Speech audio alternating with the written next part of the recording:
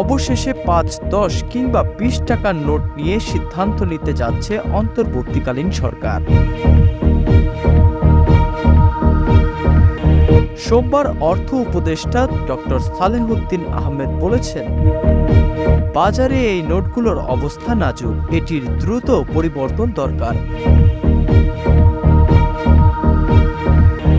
সচিবালয়ের রপ্তানি উন্নয়ন ব্যুরোর কর্মকর্তাদের সঙ্গে বৈঠক শেষে সাংবাদিকদের এ তথ্য জানান তিনি।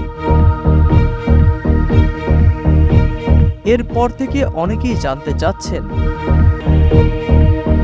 ৫, ১০ কিংবা ২০ টাকার নোট কি তাহলে উঠে যাচ্ছে?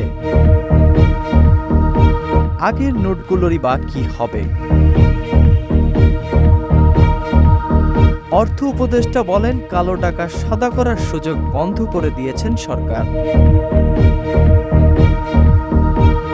আর্থিক খাতে শৃঙ্খলা ফিরিয়ে আনতে প্রয়োজনীয় সবকিছু করা হবে।